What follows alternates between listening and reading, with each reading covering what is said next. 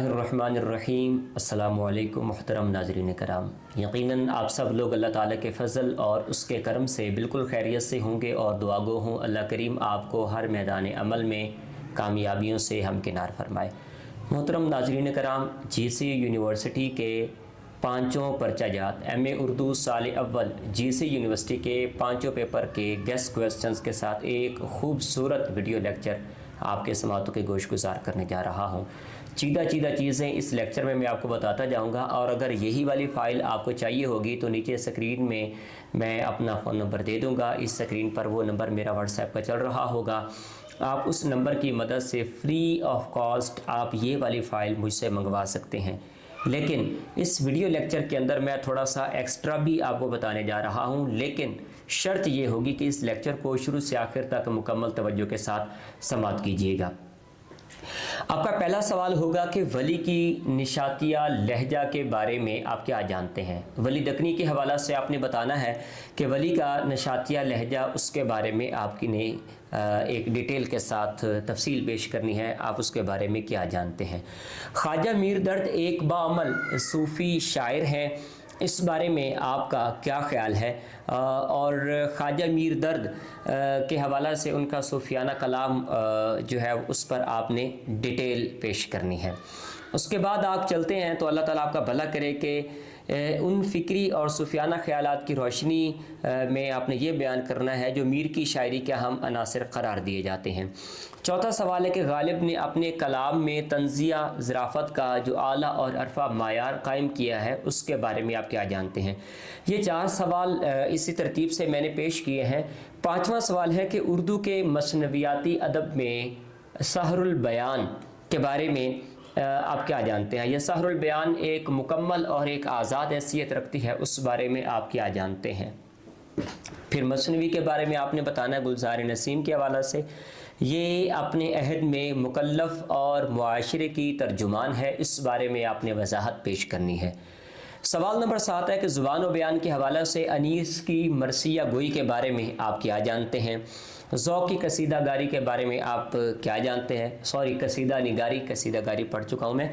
اس کے بعد ہے کسی ایک جزو کی اس طرح سے آپ نے تشریح کرنی ہے کہ اس کے فنی جو ہے وہ خوبیاں واضح ہو جائیں۔ اس کے بعد آخر پر آپ کو اشعار کی صورت میں اس کی تشریح کے حوالہ سے کہا جائے گا کہ اس کی آپ نے وہاں پر تشریح کرنی ہے۔ یہ آپ کا پہلا پیپر ہو گیا۔ اب آئیے دوسرے پیپر کی جانب، افسانوی نثر اور ڈرامہ میں۔ افسانوی نثر اور ڈرامہ میں پہلا سوال ہوگا آپ کا باغ و بہار کی فنی خوبیوں پر آپ نے تفصیلی روشنی ڈالنی ہے۔ دوسرا سوال ہے کہ فسانہ عجائب بنیادی طور پر باغ و بہار کے رد عمل میں لکھی گئی ہے، اس موقف کی تائید کیجیے یا تردید کیجیے۔ سوال نمبر 3 ہے کہ فسانہ آزاد کا ہیرو کون تھا، آزاد یا خوجی؟ مدلل بحث کرنی ہے۔ شرر عبدالعلیم شرر ایک غیر معمولی کردار نگار ہیں، فردوس بریں کے حوالہ سے ان کی روشنی میں اس رائے پر آپ نے ایک ڈیٹیل کے ساتھ تفصیل پیش کرنی ہے۔ سوال نمبر 5 ہے کہ امراؤ جان ادا کا فنی اور فکری جائزہ آپ نے پیش کرنا ہے۔ اس کے بعد غلام عباس کے افسانوں کا مرکزی کردار کیا ہے، اس بارے میں آپ کیا جانتے ہیں؟ اس کے بعد ہے منٹو کے افسانوں کا مرکزی کردار کیا ہے، اس بارے میں آپ نے ڈیٹیل پیش کرنی ہے۔ ڈرامہ نگاری کے فن کو مد نظر رکھتے ہوئے رستم اور سہراب کا تنقیدی جائزہ پیش کریں۔ ڈرامہ انارکلی کس کا المیہ ہے، اکبر، سلیم یا پھر انارکلی کا؟ اپنی رائے کے ساتھ اس کو ڈیٹیل کے ساتھ لکھیے۔ اس کے بعد آ جائیں تعلیم بالغاں کے فنی محاسن اور اس کے معائب کا آپ نے تفصیلی جائزہ پیش کرنا ہے۔ اب آ جائیے اللہ آپ کا بھلا کرے تیسرا پیپر کی جانب، اسالیب نثر اردو۔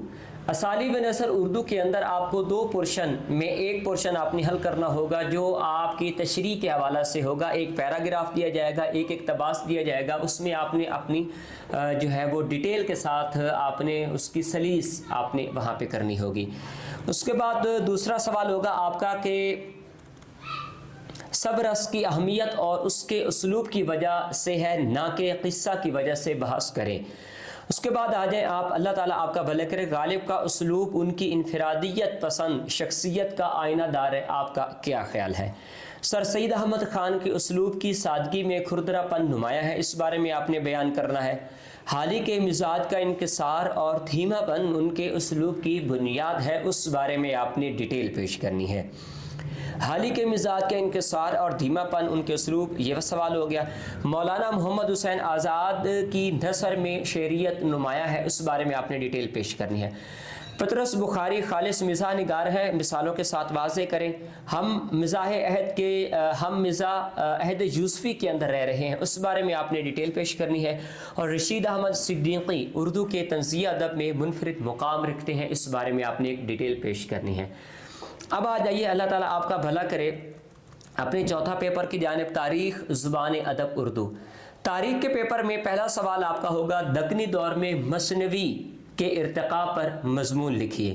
اردو ادب کے ابتداء کے بارے میں ڈاکٹر سہیل بخاری یا حافظ محمود شیرانی کے نظریہ کے بارے میں آپ کیا جانتے ہیں؟ میر و سودا کے عہد کے اردو شاعری کا عہد زرین کسے کہا جاتا ہے؟ آتش و ناسک کے دور میں اردو شاعری کی نمایاں خصوصیات پر اظہار خیال کیجیے۔ علی گڑھ تحریک کی مقصدیت نے مضمون نگاری کو موضوعات اور اسالیب دونوں سطح پر متاثر کیا ہے، اس بارے میں آپ کیا جانتے ہیں؟ اس کے بعد آپ آ جائیں، اللہ تعالیٰ آپ کا بھلا کرے، علی گڑھ تحریک کی مقصدیت کے بعد غالب اور مومن کے عہد کے بارے میں آپ کیا جانتے ہیں؟ اردو تنقید میں ترقی پسند رجحانات کا جائزہ پیش کریں۔ اردو کی رومانوی شاعری کا جائزہ لیں۔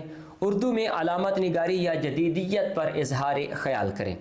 اس کے بعد آپ آ جائیں پانچویں پیپر کی جانب، میر و غالب کی شاعری کا خصوصی مطالعہ۔ اس میں ایک پورشن جو ہوگا وہ آپ کے شاعری کے حوالہ سے ہوگا اور دوسرا پورشن بھی اسی ترتیب کے ساتھ ہے، اس میں آپ نے صرف ایک پورشن کو حل کرنا ہے۔ اس کے بعد آپ آ جائیں اگلے سوال کی جانب، بلا شبہ میر کی شاعری ان کے غم کی عکاسی کرتی ہے مگر اس میں یاسیت نہیں ہے، اس بارے میں آپ کیا جانتے ہیں؟ گرچہ میر کی شناخت ان کی غزل ہے لیکن وہ ایک اہم مثنوی نگار بھی ہیں، روشنی ڈالیے۔ کلام میر کے فنی اور فکری جائزہ پیش کیجیے۔ غالب کا تصور عشق روایتی عجز و انکسار کا پابند نہیں، اظہار خیال کیجیے۔ اردو شاعری میں غالب نے طنز و ظرافت کا جو معیار قائم کیا ہے اس پر روشنی ڈالیں۔ غالب کے کلام میں جو استفہامیہ لہجہ پایا جاتا ہے اس کا جائزہ لیجیے۔ میں نے آپ کے سامنے مکمل ڈیٹیل کے ساتھ تمام کے تمام سوالات جو ہیں وہ میں نے پیش کر دی ہیں۔ امید ہے آپ کو ان تمام سوالوں کی سمجھ آ گئی ہوگی۔ اب میں اس کے پلس پوائنٹ کی جانب آتا ہوں۔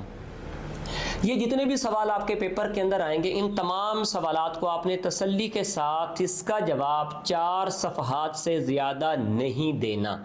دوسری بات، آپ نے کوٹیشن میں زیادہ سے زیادہ اشعار نہیں لکھنے، جتنا ہو سکے جتنا ممکن ہو سکے اتنے ہی اشعار وہاں پر آپ نے لکھنے ہیں۔